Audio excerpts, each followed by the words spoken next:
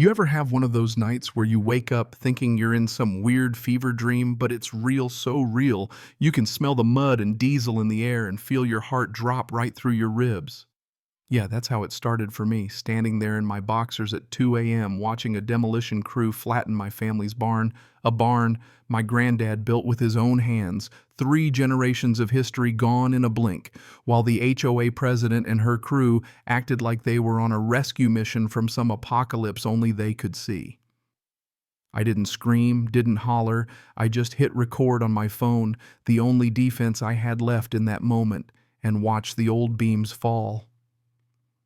But the real story, that came 3 days later when every neighbor within a mile gathered to see what I'd do next and what I did well. Let's just say it was worth every hour I'd spent plotting while I waited for them to make their move.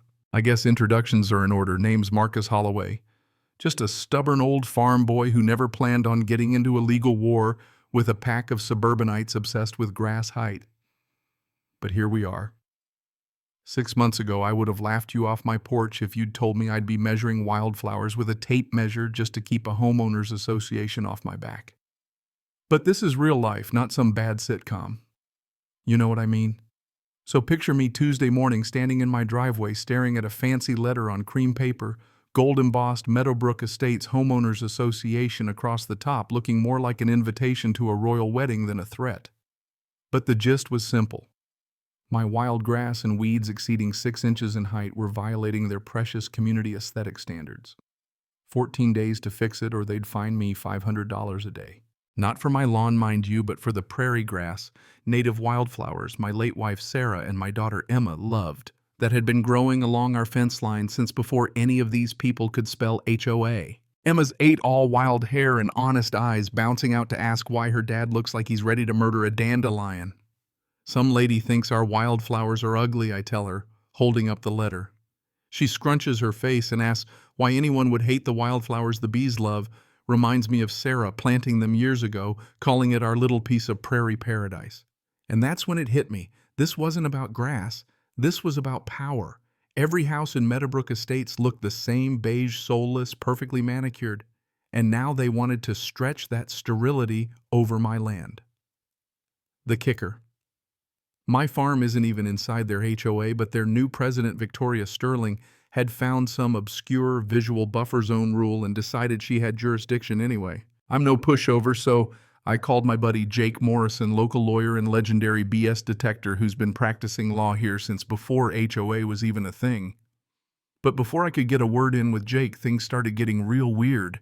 Black sedan parked across from my driveway, some guy snapping photos like he's casing the joint for a heist. Emma saw him too. By the next morning, there were survey stakes all along my fence professional grade, the kind you don't buy at Home Depot. This wasn't some neighbor with a vendetta. This was a calculated operation. So I did what any modern farmer does. I started my own investigation. That's when I dug up Victoria Sterling's history. She'd hopped through 3 upscale communities, always getting involved in property disputes, always pushing out anyone who wouldn't play along. She'd lost her daughter in an accident involving a farm truck, and from then on she seemed hell-bent on erasing every trace of agriculture from her life. Suddenly, this wasn't just about property values or even about me. This was personal for her, and she was coming at me with everything she had. But here's where it gets good, my Emma. Bless her, found old maps in the barn while we were cleaning up. Maps my grandfather drew showing creeks and boundaries and water rights that predated any HOA.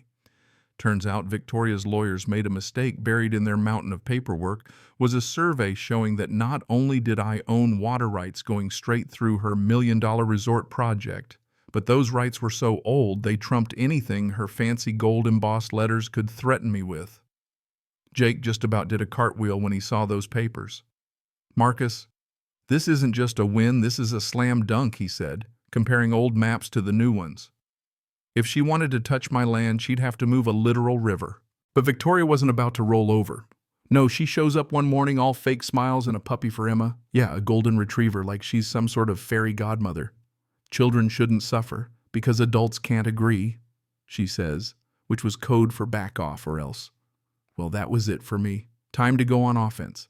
I started digging deeper in the barn with Emma, looking for every scrap of paperwork Granddad left behind. What we found, hand-drawn deeds, water rights, a 1923 map, proved that any water crossing Meadowbrook estates had to go through me first, and no amount of HOA bullying was going to change that. Then while I'm out of town for a conference, Victoria sees her shot. Bulldozers, 2 a.m., with Emma watching from her friend's window, live streaming the whole nightmare on TikTok. Half the town saw my barn come down in real time. The sheriff powerless because Victoria's crew had legal documents calling the barn an imminent hazard. By sunrise, the video had gone viral. My barn was gone, but Victoria had no idea what she'd just set in motion. 3 days later, I launched the Great Wheat Rebellion. Yeah, you heard me. I showed up at her resort construction site with a dozen trucks, 250-pound bags of wheat, and a copy of my water rights. Live streamed the whole thing, 15,000 people watching as we turned her future spa into a grain silo right in the middle of her fancy blueprints. Construction ground to a halt. Victoria was on the phone screaming about agricultural terrorism, but Jake had already prepared for every legal trick she could pull. And then as we stacked those grain bags, the ground started to sink. Boom, 30 bags dropped into a hole, dust flying, and suddenly we'd uncovered a hidden Prohibition-era moonshine room. Shelves of bottles, journal tunnels running under half the neighborhood. The FBI got involved. Turns out my barn had been sitting on the hub of a smuggling empire run by a guy named Diamond Jack McGrady. The journal detailed tunnels, bribes, even receipts showing millions in booze running from Canada to Mexico. Agent Martinez said it was one of the biggest finds in years, a complete archaeological treasure trove in Victoria. She was done. Turns out her private investigators had been using ground-penetrating radar mapping tunnels under her own project. That's a federal crime she'd known all along. She was building on protected history and tried to cover it up. But Victoria, she wasn't done swinging. She filed a complaint with Child Protective Services saying I was endangering Emma with all the chaos. The CPS visit was brutal. Emma, smart as a whip, told them she wanted to stay. This is our family's land and someone has to take care of the history. The custody hearing became a media circus streamed to millions. Emma stood up, 8 years old and braver than most grown men, and told the judge, "My dad's protecting something that matters to everybody, not just us." The judge threw out Victoria's claims and ordered her to pay restitution for the barn. Then came the twist that changed everything. Under oath, Victoria finally broke. The story about her daughter's death, turns out it wasn't an accident. Her daughter had taken her own life after Victoria forbade her from working on a farm, thinking it was beneath their status. Victoria's grief had turned to rage, and she'd spent 10 years trying to wipe out anything that reminded her of what she lost. You want to know what real healing looks like? It's my Emma walking up to Victoria in that courtroom, putting her hand on her arm and saying, "I'm sorry your daughter died, but she'd want you to help people love farming, not get rid of it." Even the toughest folks in that room teared up. The court dismissed everything, and Victoria, broken but finally honest, came up to me outside and said, "Your daughter's right. I need to stop fighting what she loved." Fast forward a year, the resort project's dead. The whole area is now the Diamond Jack McGrady National Historic Site, and Victoria, believe it or not, comes by every weekend to help Emma plant wildflowers for a memorial garden.